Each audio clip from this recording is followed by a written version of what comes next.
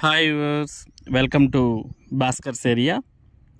ఆంధ్రప్రదేశ్ రాష్ట్రంలో mega DSC notification ఎప్పుడెప్పుడు విడుదలవుతుందా అంటూ ఆంధ్రప్రదేశ్ రాష్ట్రంలో ఉన్నటువంటి నిరుద్యోగ ఉపాధ్యాయ అభ్యర్థులంతా చాలా కాలంగా ఎదురు చూస్తూనే ఉన్నారు. గతంలో అంటే డిఎస్సి 2018 నోటిఫికేషన్ విడుదలైన తర్వాత ఇప్పటి వరకు అసలు నోటిఫికేషనే విడుదల కాలేదు. మరి అప్పటి నుంచి ఈ నోటిఫికేషన్ కోసం చాలామంది ఎదురు చూస్తూనే ఉన్నారు. చాలామంది మరి బీఈడి డిఈడి చేసినటువంటి వారు ప్రతి సంవత్సరం కోర్సును పూర్తి చేసుకొని బయటకైతే వస్తున్నారు, కానీ మరి డిఎస్సి నోటిఫికేషన్స్ మాత్రం విడుదల కావడం లేదు. ఈ విధంగా ప్రతి సంవత్సరం కోర్సును పూర్తి చేసుకొని బయటకు వచ్చేవారు మరి టెట్ పరీక్షను రాసి టెట్ పరీక్షల్లో ఉత్తీర్ణులయ్యి మరలా డిఎస్సి నోటిఫికేషన్ కోసం ఎదురు చూస్తున్నారు. మరి టెట్ పరీక్ష ఉత్తీర్ణులు కానటువంటి వారు కొత్తగా బీఈడి డిఈడి కోర్సు పూర్తి చేసి బయటకు వచ్చేటటువంటి వారు టెట్ నోటిఫికేషన్ కోసం ఎదురు చూస్తూ ఉంటారు. మరి ప్రస్తుతం మనం ఆంధ్రప్రదేశ్ రాష్ట్రంలో కూడా డిఎస్సి అభ్యర్థులను చూసినట్టయితే మొత్తం 2 వర్గాలుగా ప్రస్తుతం డిఎస్సి అభ్యర్థులు కనిపిస్తున్నారు. అందులో మొదటి వర్గం వారు డిఎస్సి నోటిఫికేషన్ను వెంటనే విడుదల చేయాలి అని పేర్కొంటుంటే, రెండో వర్గంగా ఉన్నటువంటి వారు మాత్రం మరి టెట్ నోటిఫికేషన్ మరోసారి విడుదల చేసి ఆ పరీక్షలు నిర్వహించి తర్వాత డిఎస్సి నోటిఫికేషన్ ఇవ్వాలి అని కోరుతున్న విషయం మనకు కనిపిస్తోంది. మొత్తానికి డిఎస్సి అభ్యర్థులంతా ఈ 2 వర్గాలుగా మనకు ప్రస్తుతం కనిపిస్తూ ఉన్నారు. అయితే డిఎస్సి నోటిఫికేషన్ మాత్రం ఇంకా ఇప్పటి వరకు అంటే 2018 తర్వాత ఇప్పటి వరకు విడుదల కాలేదు. మొత్తానికి డిఎస్సి నోటిఫికేషన్ ఎప్పుడు వస్తుందా, అసలు వస్తుందా రాదా అంటూ చాలామంది డిఎస్సి అభ్యర్థులు డీలా పడిపోతున్నారు. మరి దీనికి సంబంధించిన సమాచారాన్ని మనం ఇక్కడ చూడవచ్చు. డిఎస్సి అభ్యర్థుల డీలా, అదిగో డిఎస్సి ఇదిగో డిఎస్సి అంటూ నోటిఫికేషన్పై ప్రభుత్వం తత్సరం. పాఠశాలల రేషనలైజేషన్పై దృష్టి.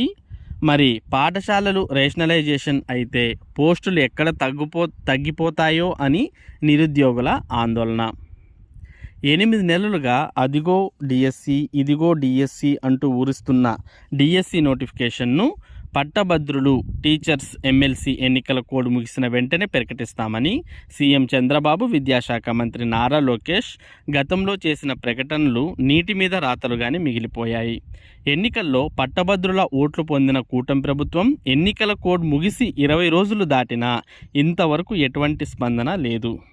ఇటీవల జరిగిన అసెంబ్లీ సమావేశాల్లో కూడా వచ్చే జూన్ కల్లా ఉపాధ్యాయుల పోస్టుల భర్తీ అని ప్రకటనలు గుప్పించినా ఇంతవరకు ఏ స్థాయిలోనూ కదలిక లేదు.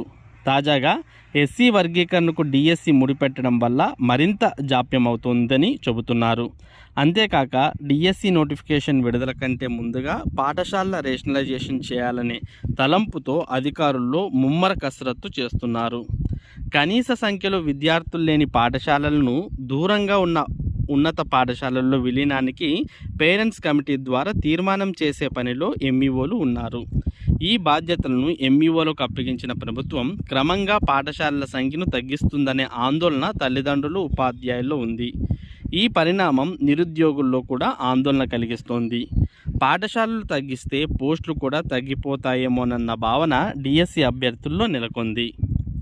గత ప్రభుత్వం జారీ చేసిన జీవో 117 రద్దు చేశామని చెబుతున్న కూటమి ప్రభుత్వం మళ్ళీ అదే బాటలో కేంద్ర ప్రభుత్వం రూపొందించిన నూతన విద్యా విధానం అమలుకు ఆసక్తి చూపుతోంది. విద్యా సంస్కరణల కొనసాగింపులో భాగంగా ప్రాథమికోన్నత పాఠశాలల కుదింపునకు కసరత్తు జరుగుతోంది. 117 జీవో రద్దు చేసిన పలు పాఠశాలల్లో సబ్జెక్ట్ టీచర్ల నియామకం చేపట్టలేదు. గత ప్రభుత్వం 3, 4, 5 తరగతులను సమీపంలోని ఉన్నత పాఠశాలల్లో విలీనం చేసినట్టుగానే కూటమి ప్రభుత్వం కూడా ఇదే బాటలో ఒక మండలంలో ఒక మోడల్ స్కూల్ కొనసాగిస్తామని చెబుతూ మిగతా పాఠశాలల్లోని విద్యార్థులను ఇతర పాఠశాలల్లో విలీనం దిశగా అడుగులేస్తోంది. దీనివల్ల తక్షణం విద్యార్థులకు పాఠశాలలు దూరమయ్యే పరిస్థితి ఉండగా కాలానుగుణంగా ఉపాధ్యాయుల పోస్టుల సంఖ్య తగ్గడం అనివార్యంగా కనిపిస్తోంది. ఈ నేపథ్యంలో డిఎస్సి ద్వారా ఉపాధ్యాయులు అవుదామనుకున్న వారిలో నిరాశ నిస్పృహలు వ్యక్తమవుతున్నాయి. సార్వత్రిక ఎన్నికల నేపథ్యంలో గత ప్రభుత్వ హయాంలో 6,600 పోస్టులకు డిఎస్సి నోటిఫికేషన్ జారీ చేయగానే ప్రైవేటు విద్యాసంస్థల్లో చేస్తున్న ఉపాధ్యాయ ఉద్యోగాలను వదులుకొని శిక్షణా కేంద్రాలకు పరుగులు పెట్టారు. ఆ తర్వాత కొద్ది రోజులకు ఈ నోటిఫికేషన్ నిలిచిపోయింది. కూటమి ప్రభుత్వం అధికారంలోకి వచ్చిన వెంటనే పోస్టుల భర్తీ చేస్తామని సీఎం చంద్రబాబుతో పాటు పవన్ కళ్యాణ్ తదితరులు హామీలు గుప్పించారు. జూన్ 12న ప్రమాణ స్వీకారం సందర్భంగా సీఎం చంద్రబాబు 16,000 ఖాళీల భర్తీకి మెగా డిఎస్సి నోటిఫికేషన్ విడుదల చేస్తామని తొలి సంతకం చేశారు. ఇప్పటికీ దాదాపు 9 నెలలు గడిచింది. అప్పటి నుంచి ఇప్పటి వరకు ఉపాధ్యాయ నిరుద్యోగులు శిక్షణా సంస్థల్లో తమ శిక్షణను కొనసాగిస్తున్నారు. కొంతమంది శిక్షణ పూర్తి చేసుకుని ఇళ్ల వద్ద కసరత్తు చేస్తున్నారు. జిల్లా వ్యాప్తంగా దాదాపు 50,000 మంది నిరుద్యోగులు ఉన్నారు. గత జూన్ నాటికి జిల్లాలో 1,060 ఉపాధ్యాయ పోస్టులు ఖాళీగా ఉన్నాయి. ప్రభుత్వం 8 నెలలుగా కాలయాపన చేయడంపై ఉపాధ్యాయ నిరుద్యోగుల్లో తీవ్ర అసంతృప్తి వ్యక్తమవుతోంది. మొత్తానికి ఆంధ్రప్రదేశ్ రాష్ట్రంలో ఉన్నటువంటి నిరుద్యోగ ఉపాధ్యాయ అభ్యర్థులైతే డీలా పడ్డారు అనే విషయం ఇక్కడ మనకు క్లియర్గా అర్థమవుతోంది. దీనికి ప్రభుత్వం మొదటి నుంచి అదిగో డిఎస్సి నోటిఫికేషన్ ఇస్తున్నాం, ఇదిగో డిఎస్సి నోటిఫికేషన్ ఇస్తున్నాం అని చెప్పడమే తప్ప అసలైనటువంటి డిఎస్సి నోటిఫికేషన్ మాత్రం ఇంతవరకు రాలేదు. చివరికి ప్రభుత్వం ఇంకా డిఎస్సి నోటిఫికేషన్ ఇస్తామని చెప్తున్నప్పటికీ కూడా మరి ఎవరికి ఆ ప్రభుత్వం యొక్క మాటలు నమ్మలేనటువంటి పరిస్థితులు ప్రస్తుతం నెలకొని ఉన్నాయి. మరి ప్రస్తుతం ప్రభుత్వం చెబుతున్న దాని ప్రకారం అయితే మరి ఎస్సీ వర్గీకరణ అనేది డిఎస్సి నోటిఫికేషన్కు ప్రధాన అడ్డంకిగా ఉంది. మరి ఈ ఎస్సీ వర్గీకరణకు సంబంధించి అసెంబ్లీలో ఇప్పటికే ఏకగ్రీవంగా ఆమోదించారు. మరి ఆ ఎస్సీ వర్గీకరణ అనేది చట్టం రూపంలో ఆంధ్రప్రదేశ్లో అమల్లోకి రావాలి. మరి ప్రస్తుతం అసెంబ్లీ సమావేశాలు జరగడం లేదు కాబట్టి మరి ఆ ఎస్సీ వర్గీకరణ అనేది గవర్నర్ యొక్క ఆర్డినెన్స్ ద్వారా ఆంధ్రప్రదేశ్లో చట్టం రూపంలో రాబోతోంది. మరి చట్టం రూపంలో ఆంధ్రప్రదేశ్లో ఎస్సీ వర్గీకరణ అనేది అమల్లోకి వచ్చిన వెంటనే మరి మెగా డిఎస్సి నోటిఫికేషన్ను విడుదల చేసే అవకాశాలు ఉన్నాయి. మరి ఈ ఎస్సీ వర్గీకరణ మీద ఎటువంటి ఆటంకాలు లేకుండా చట్టం రూపంలో ఆంధ్రప్రదేశ్లో ఇది అమల్లోకి వస్తేనే మరి డిఎస్సి నోటిఫికేషన్కు లైన్ క్లియర్ అవుతుంది.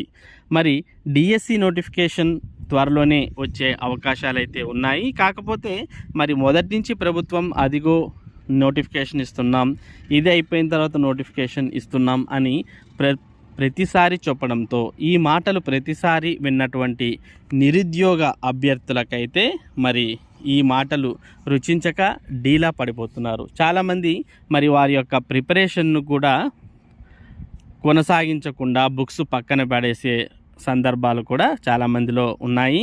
మరి ఇటువంటి పరిస్థితి ప్రస్తుతం మాత్రమే ఉందా అంటే ఇప్పుడు ఒక్కటే కాదు, ఏ డిఎస్సి నోటిఫికేషన్ ముందు చూసుకున్నా ఇటువంటి పరిస్థితుల్లో నెలకొని ఉంటాయి.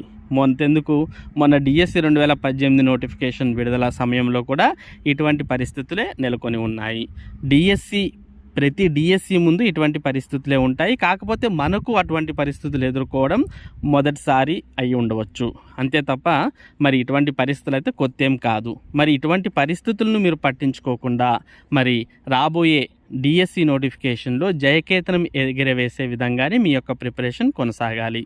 మరి ఇది డిఎస్సి సంబంధించినటువంటి ముఖ్యమైన సమాచారం. ఇటువంటి ముఖ్యమైన సమాచారాన్ని భాస్కర్స్ ఏరియా మీకు అందిస్తూ ఉంటుంది. మరి ఈ సమాచారం మీరు మిస్ కాకుండా ఎప్పటికప్పుడు పొందడానికి మన భాస్కర్స్ ఏరియా యూట్యూబ్ ఛానల్కు సబ్స్క్రైబ్ అవ్వండి.